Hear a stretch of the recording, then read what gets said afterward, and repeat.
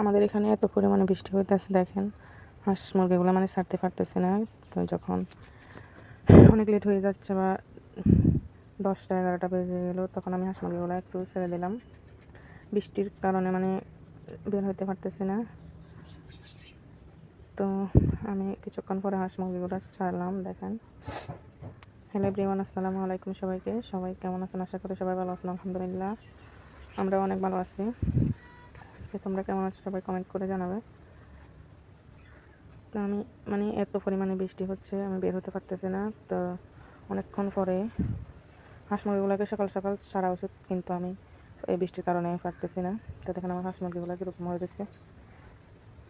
তো যখন হাঁস মুরগিগুলো ছাড়ি বা দেখতে অনেক ভালো লাগে, যখন খাদ্যগুলো খায় তখন অনেক দেখতে ভালো লাগে। আর বেশিরভাগ ভালো লাগে যখন হাঁস মুরগিগুলো ডিম দেয় তখন।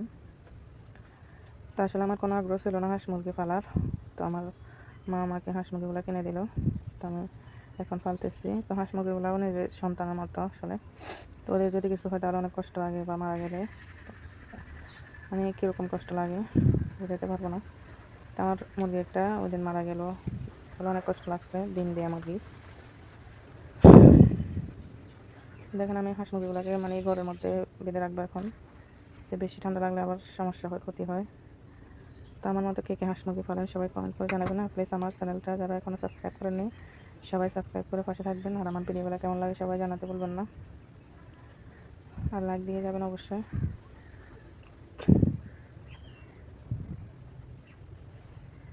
আমি বৃষ্টিতে ভিজে গেছি একদম, ভিজে এগুলো করতেছি। তো আমার হাজব্যান্ড সাঁতার কাছেও নিয়ে গেছে, আমার বাচ্চারাও 2টা ছাতা নিয়ে গেছে, মাদ্রাসা গেছে। তো আমি বৃষ্টিতে ভিজে ভিজে এগুলো হাঁস মুরগিগুলো ছেড়ে দিচ্ছি এবং ঘরের মধ্যে এখন বেঁধে রাখছি। তো আসলে সফলতা পাওয়ার জন্য সবাইকে কিছু না কিছু করতে হয়। সফলতা অর্জন করতে হলে অনেক কষ্ট করতে হয়।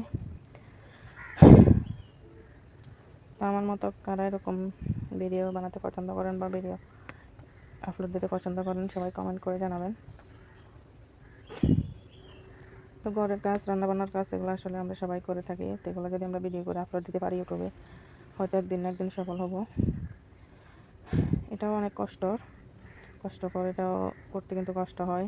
সব কিছু সামলে, সংসার সামলে এগুলো করতে অনেক কষ্ট হয়, অনেক মানে মাথা খাটাতে হয় সব কিছু ঠিকভাবে হয়েছে কিনা। দেখেন আমার হাঁস, এই মুরগি, হাঁসের এগুলো হাঁসের ডিম, মুরগিও ডিম ফাটছে। তো ভিডিওটা একটু বড় হয়ে যাচ্ছে, সবাই প্লিজ না টেনে দেখতে থাকো। আর প্লিজ আমার ভিডিওতে সবাই সাবস্ক্রাইব করে দাও। আমার চ্যানেলের পাশে থাকো সবাই, নতুন নতুন ভিডিও পেতে সবাই তাড়াতাড়ি চ্যানেলটা সাবস্ক্রাইব করে দাও। দেখো মানে বৃষ্টি থামতেছে না, অনেক বৃষ্টি হচ্ছে জোরে জোরে। তো আসলে আমি সাউন্ড কমিয়ে দিয়েছি, তাই বৃষ্টি আবার শোনা যাচ্ছে না। তো আমি বৃষ্টিতে ভিজে ভিজে এগুলো করতেছি।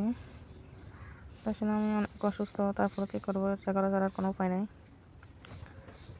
বৃষ্টির দিনে একদম কাজ করতে মন চায় না, সারাদিন বসে থাকতে মন চায়, শুয়ে বসে কাটাতে মন চায়, সারাদিন মোবাইল টিপতে মন চায়। তো আমার মতো এরকম কে কে আছে সবাই কমেন্ট করবে।